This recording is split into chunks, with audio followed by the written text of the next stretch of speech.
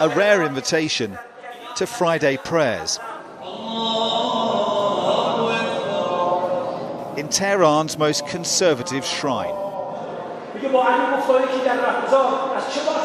A high-ranking commander from Iran's Revolutionary Guard is addressing the faithful. A Western crew filming this here is almost unheard of. Commander Nasser Shabani is just back from Syria's civil war, where he says Iranians are fighting Daesh or Islamic State before it can attack them at home.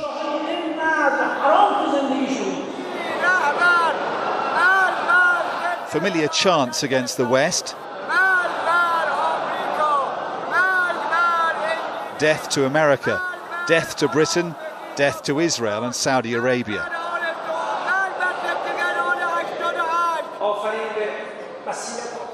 Before a Kalashnikov-clutching cleric leads prayers.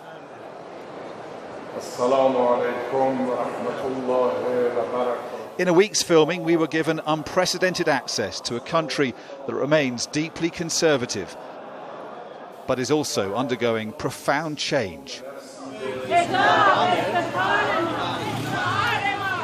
After prayers, a rally, women protesting to support the Islamic headscarf.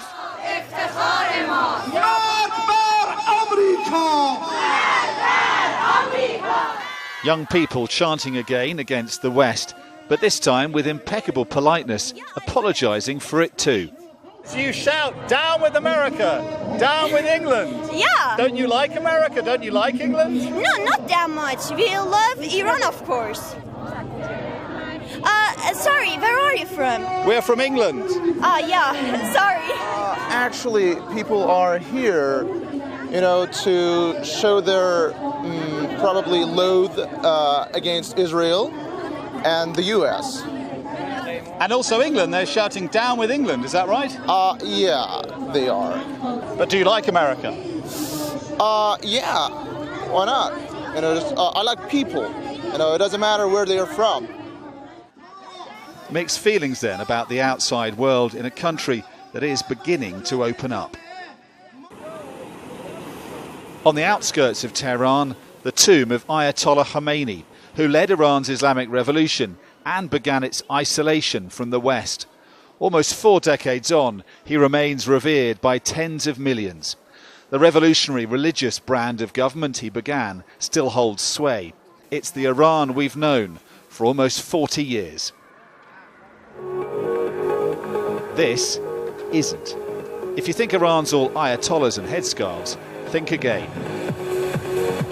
In a brand new shopping mall, Iranians can indulge a love of consumer goods, with many of the brands we're familiar with available here, in an alternative 21st century reality. Here they're happy to talk about their love of the West. You like Britain and America. Yes. And Iranians used to say Britain was little Satan and America was big Satan.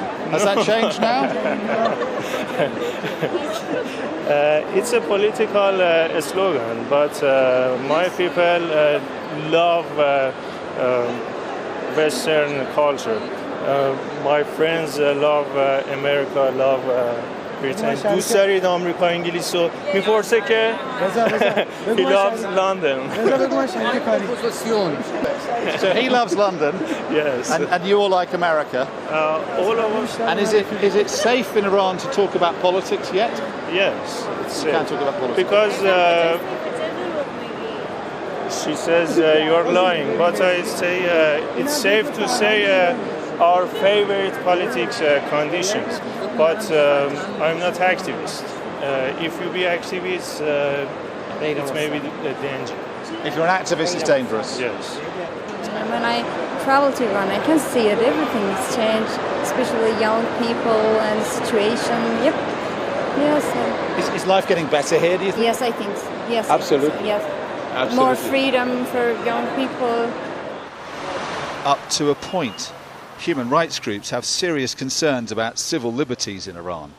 But once strict rules about clothes and behaviour are being relaxed.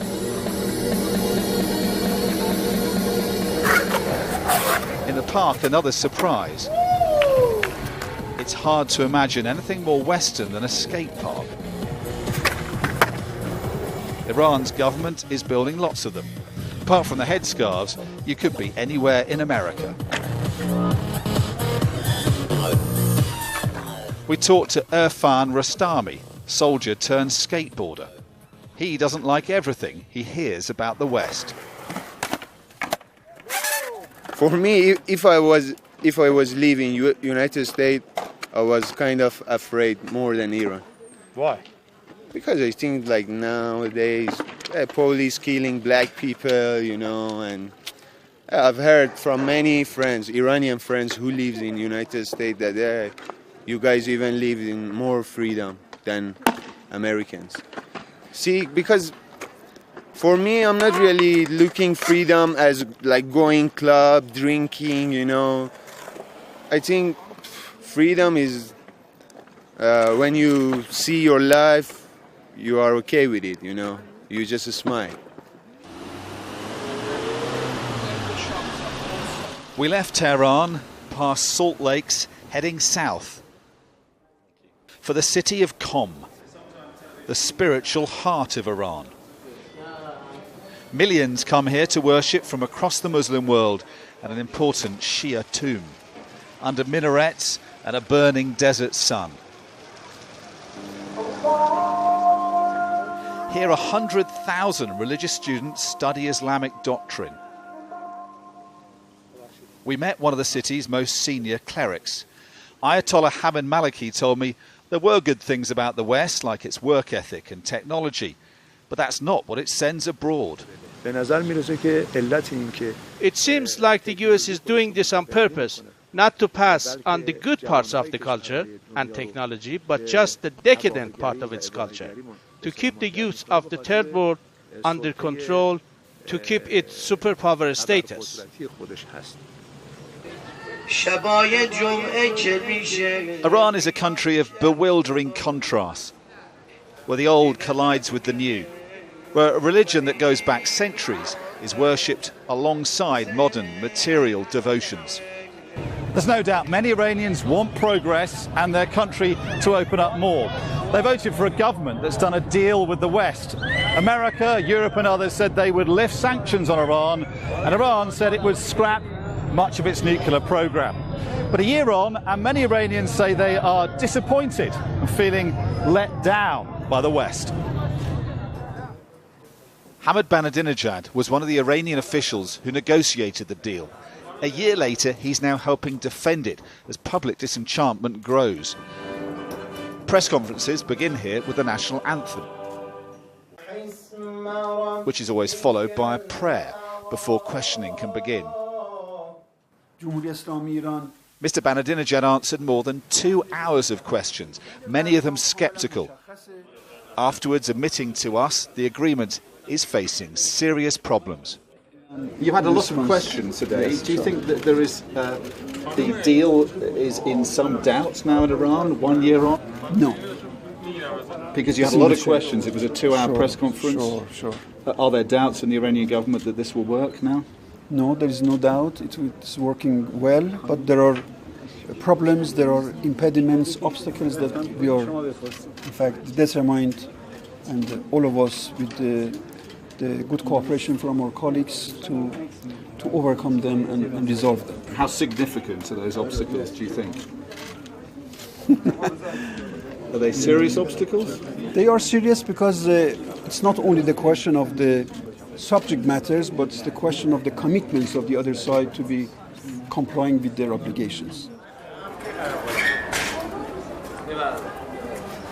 Dive into the Grand Bazaar of Tehran and you'll be told the hopes of a year ago are melting away. Lifted sanctions aren't being felt much here, they say. Carpet seller Mehdi Ghazvinian says the grand bargain Iran struck with the West is not being honoured by the other side. So the deal with America, has that helped your business? A little bit, not so much, but it was just a small hope, for future. But until now, no happens. Not much difference? No, not much difference. Opinion polls say the nuclear deal is increasingly unpopular with Iranians. Analysts close to hardliners in government say Western leaders need to understand what's at stake. I think what they should realize is that if this agreement fails, Iran will go back to its previous nuclear policy of expanding the nuclear policy. And some people in Washington are not going to like that. The question of military confrontation will be on the table again, and that's not really good for anyone. That's not good for Iran. That's not good for this part of the world. We already have too many wars going on, and then this is not good for the other side either.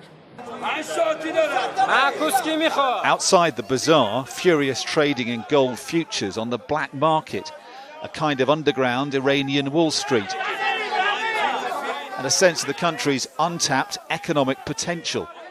Okay, welcome now. You're at the Business delegations hoping to make the most of it are brought here, a tower soaring above Tehran. A steady stream are coming to enjoy the view and do business here, but not the number Iran had hoped. Tehran Bazaar, Golestan Palace, something like this. The US, Britain and Europe remain critical of Iran, its support of groups they regard as terrorists, its ballistic missile tests and poor human rights record. But both sides had agreed to work towards ending years of animosity. Many here clearly still want closer ties. There's an obvious yearning for more contact with the outside world. But the window of opportunity may soon be closing. Dominic Waghorn, Sky News, Tehran.